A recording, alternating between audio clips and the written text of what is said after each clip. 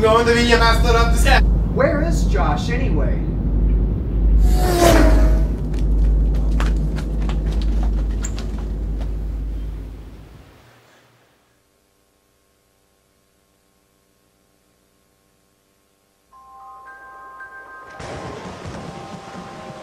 In a place of mystery, in a world of magic, one family's extraordinary power to change their appearance will be left in the hands of one man. Yeah. Oh, yes, I give it cheese now. Nice, you like? Oh, yes, you like it cheese, yeah. Papa. Logan, you mentioned Master of Disguise. That is correct, Josh. I'm so glad for you to join us. Us? Is the owl part of this?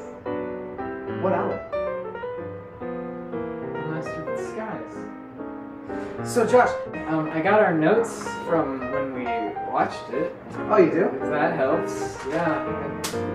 Beautiful. I think that should work just fine, Josh. So, the Master of Disguise, Josh, you remember when we watched it? Yes. A brief plot overview, right? I think that's what we need. Okay, so do you want to take the handles on this and split it up, or what do you want to do, buddy? Hey, I'll start talking if you want to insert anything, that's fine. Okay, because I'm having The a owl little bit of wills a... What'd you say? The Master of Disguise. It's a very, very weird movie. Okay, Yes. it's about a little boy named Pistachio. Nut. Little boy named Nut, Nut. and he wants to. Well, he thinks that there's something more in life. He doesn't know exactly what it is. Well, when his parents are hijacked by the evil. Kidnapped.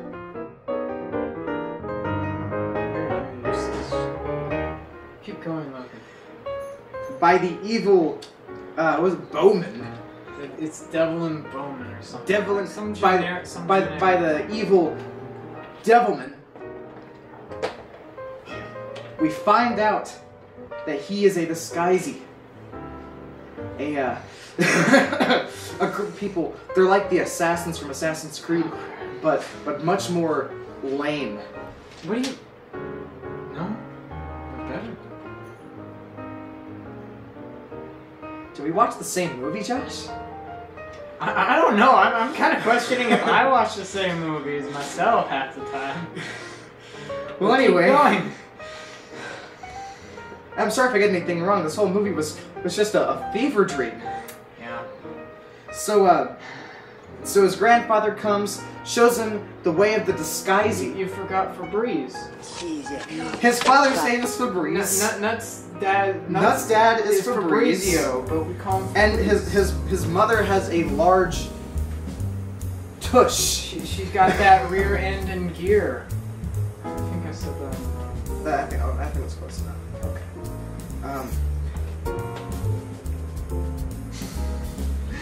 Did I just stun you there? This whole movie. Okay, so I'll help you out. So, you know, Grandpa comes in, he's all like, you gotta save your dad. Yeah. And he's all like, okay. So then, you know, it's kind of all like, well, okay, I'll train you. And there's this training montage and this really racist Indian prince, but, you know, we're not going to talk about that. And so then at the end of the training montage, he's at like level 1.5, or level 1, and they get him an assistant. And the assistant is this kind of generic 2000s blonde girl. Yeah. I would like to say, just as a general note, I've written down the funniest parts of the movie thus far in our description. The rest of the notebook is the worst parts. Actually, the rest of the notebook is the funny parts of this movie that are objectively funny that we don't laugh at, instead of laugh with.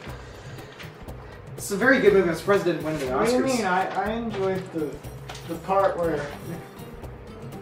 Never mind. No, alright, actually, I was... there's this one part... so Devlin Bone... he starts laughing and then he farts! So anyway, the rest of the movie can be summarized. They have Febreze steal these iconic American treasures while dressed up as celebrities, and then I'm getting to a cameraman. But anywho, so he dressed up as so Fabrice steals these things, and then basically the assistant the assistant carries Pistachio throughout the whole movie until the end, and she eventually falls in love with him, as all these movies do. Of course, yeah. It's obligatory.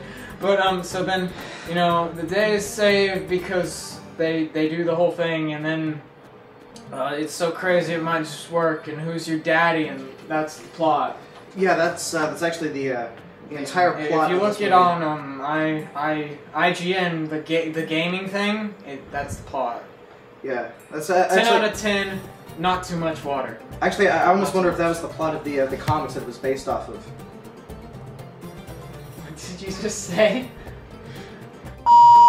Yeah, brothers. Yeah. All right. Okay. So here we have, right here, the list of things that stood out to us about this movie. Okay. If you'd like me to start with this. So we're gonna pick our favorite ones that stood out for you, our lovely 2 viewers. Hi, Yeah. hi, Angie. I would like to say, this movie, it was made by the production company Happy Madison, That means it's an Adam Sandler movie. and it was produced by Adam Sandler. Yeah, except he's not in it. He's not. Thankfully. I mean, I don't know about you. I think that would actually improve this movie. Actually, honestly, after that 1% rating on Rotten Tomatoes, I mean... You'd at least have 3% on Rotten Tomatoes for the people that like Adam Sandler. Yeah, and then also, you know, I mean, the great mind behind Jack and Jill. Jack and Jill. That's another amazing movie created by them. Honestly, Kubrick-esque in their critiques of modern society. So the beginning of this movie has a very long intro with a pretty with cool a book. It's a book. It looks cool. It looks all right. It's like, okay, this is a book. It looks all right, and it's kind of a cool image until it borders on for an entire 4-minute song. At first, the 2 images it shows go with the character, but then it's like, screw it. But I'm not even gonna spend time talking about it. It's like it's not key worth grips, it. everything thrown into the beginning of that. Okay. It's not worth it. I'm just gonna start flipping through this. Are you gonna mention the thick mom? Oh yeah, he has a Thick wizard mama. He has an obsession with tushes, and not the ZZ Top kind. And yeah, he went on this date with a woman. She is the mother. Yeah, well, he met her at a nightclub.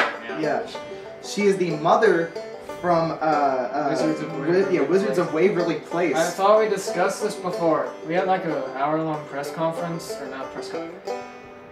You know what? I screwed up, so we're just gonna cut back to Logan right now. Oh, of course. Thanks, Jen. So as we go on, there's this really cool part, kind of towards the beginning, where it shows the Disguisey family throughout the ages. During this is actually the only funny part, the only part that made me genuinely laugh at this entire movie, was when there's a Disguisey ancestor dressed as a cherry tree, and it runs away from like baby George Washington. I thought that was... I'm gonna be real, I don't even know if it was a baby, because it didn't look like a kid. It looked like, it's not a dwarf, it's like a medium-sized dude. Like, he was 5 feet tall. So... Yeah, so as we keep going, Can you throw those gang signs again, cameraman? So as we keep going, I was being literal. I'm looking at them here. See my reflection. We talked about the Indian racism. Oh yeah. There's a lot of notes to get through. Yeah, I mean, it wasn't even real places. It was just pretty blunt. Like, if it was made today, I think we'd see a whale of a good time. Get it, social justice warriors. I wrote on here. I don't know. Maybe you can help me. There's a joke about transsexuals. There's like a joke where somebody dresses up as a woman and they laugh at it. I forget exactly. I honestly... Pistachio. But yeah, I think Pistachio dresses up as a woman at one point. Moisture. Is that the moisture one? Well, I think if we're gonna... I mean, the moisture one... you're a tall glass of water, Logan. And I like moisture. The master of the sky. So anyway. But you forgot the best part before moisture. I'm not What? turtly enough for the turtle club. Turtle! Turtle! Time to go into my shell. Forgot the Turtle Club. You forgot it. Where'd he go? You said There's parts of this movie that has been pushed out of my brain because of how horrible it is. If I see a turtle club in real life, I'm pipe bombing it. Okay, so you know, I'm totally not reading from our notes right now. I'm just kind of looking. But there's this thing where they have this thing. It's like a book, the Disguisey book, and at 2 points in the movie, it offers some very specific instructions. And our most noteworthy, because the first one wasn't funny. Our second one, I see the timer. I just meant like, oh, okay. So anywho, the joke, it's really specific, and I'm not even gonna go into it because my cameraman's a pretty sassy large man. Do we have any more we want to go over, like the cow pie disguise, the master of disguise? Yeah, he dressed up as a cow pie. Little wiener, tiny nuts. That was during a bad... Scooby-Doo, real or CGI? There's lots of... These are the real questions. These are real references and lines in this movie. Like, you guys don't understand this. Everything that we say is real. Who, as I stare blankly into my muse, do we even need to talk about the rest of these jokes? I mean, because honestly, he Slappy Time, who's your daddy, from one of the fight scenes. Yeah, for every fight scene. Jessica Simpson steals the lunar module. I just thought, you know, there's several celebrities that steal things, like Michael Johnson. Yeah. He steals the Constitution, and then this wrestler steals the Liberty Bell, but I just thought... And I think at one point, Kevin Spacey steals some innocence. If I'm not mistaken.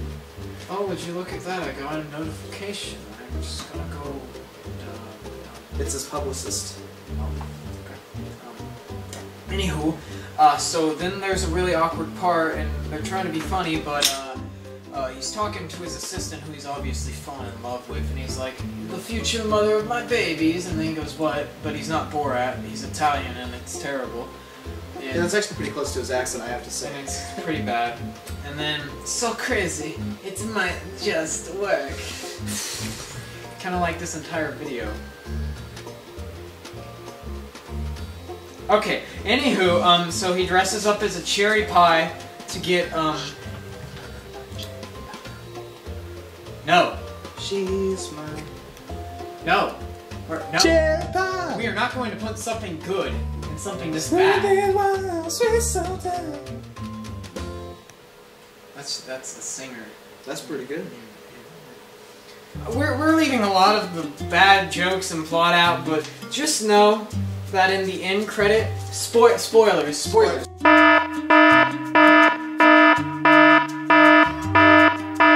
so after they save the day, Devlin gets away, he goes to the Bahamas. I don't even need to read this anymore.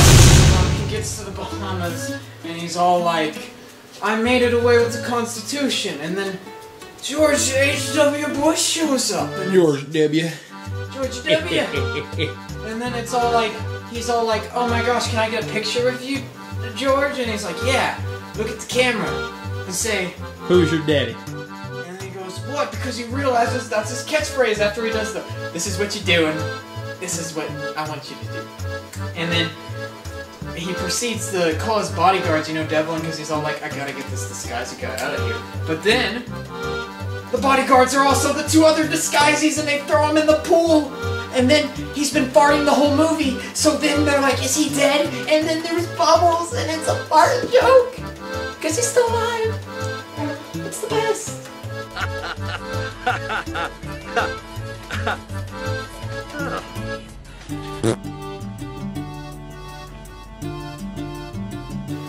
And then they go and they look into the camera for the end of the movie, and they say, who's your daddy? And honestly, that was the part that sealed this for me to be one of the greatest films ever conceived by man. Yeah. Nominated for most unfunny comedy, but I think they should remove the word un. Yuck, yuck, yuck. Well, alright, so we've bragged on this movie quite a bit so far. I think it's time for us Not to... really, I mean, the first time we tried to rag on it, it took us an hour. That's true. But look, I think that... We've done this twice! I think the best thing for us to do now is to share with everyone our favorite parts of the movie, the parts that really made us laugh. What about you, Josh? What do you think? Sure. Sure. Alright. So, what was your favorite part, Josh? I'm not allowed to say the credits, right? No, you're not allowed to say the credits. I mean, what are some parts that really just made you crack up laughing? Tickled your funny parts. Okay, I would have to say the funniest part was... Oh yeah, the funniest part, right, is just, you know, like... It's like when the assistant comes in and she's all like, I'm here to work, and you know, he's all like, can you resist me? Can you resist me? And it's like, he's so handsome, she can't resist him. But she says, I'll try, give it a shot. because it's really a try. It's not a do, you can't do or do not with him. You can only attempt to not be taken in by his gorgeous looks. That's right. That's very right.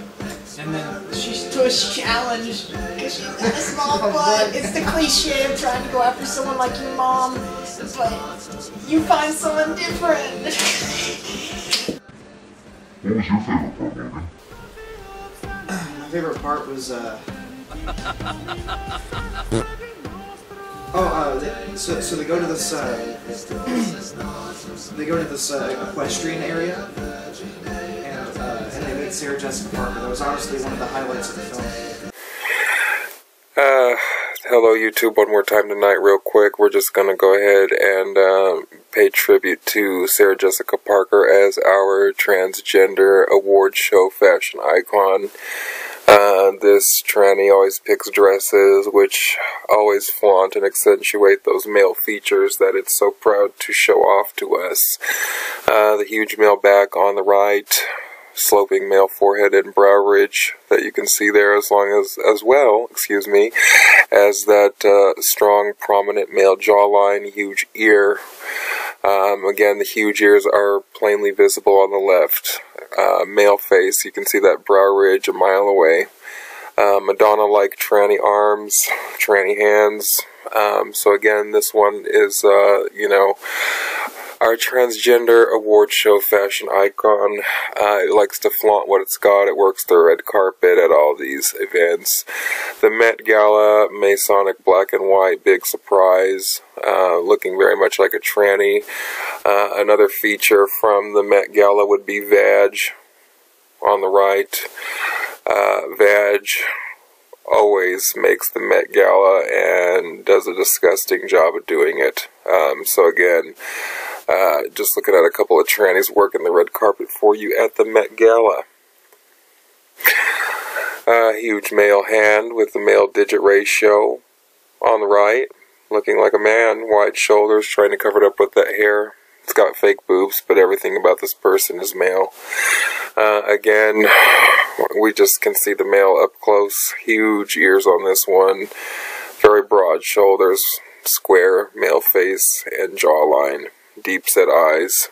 Long arms. So again, Sarah Jessica Parker. He works the red carpet very often and very well. Just a couple other tranny looks, because again, we're paying tribute to an icon.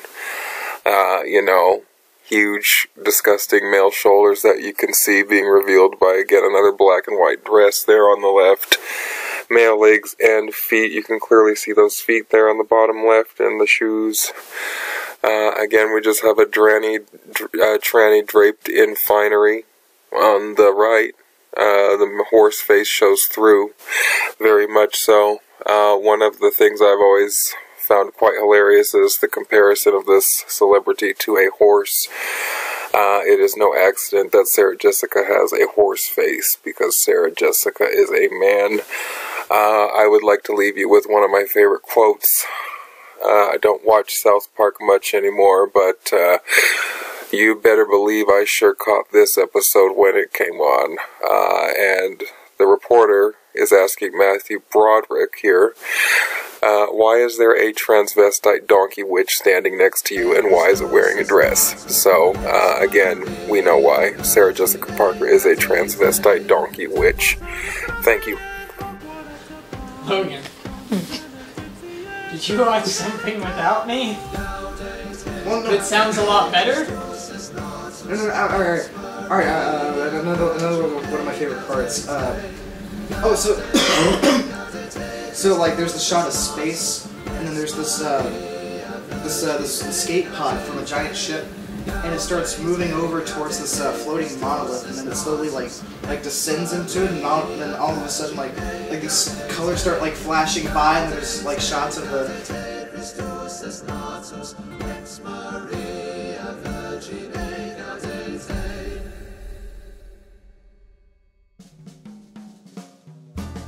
And the very last film, this is my favorite part of the film, the very last shot is of him as a star child looking towards Earth, showing the next stage of human evolution. Wow, I forgot how beautiful that was. I guess that reminds me of the part where, once he realizes he has to save the world as a disguisee when Thanos comes down and the Avengers have failed, and he goes up to Thanos and says, "I am the master of disguise." What was that? Actually, that reminds me of my favorite part. So right after that, what is his name? Josh Brolin, I think, crawls out of the back of Thanos, and him, the actor, like starts walking around, and he starts like going on joy rides and stuff. They start chasing this kid with like splints on his legs, and it's a really cool movie. My favorite part is when he pretended to be a disabled person. My favorite part's when we ended the video. I guess that's all we have time for today, kids. Yeah, I think so, Josh.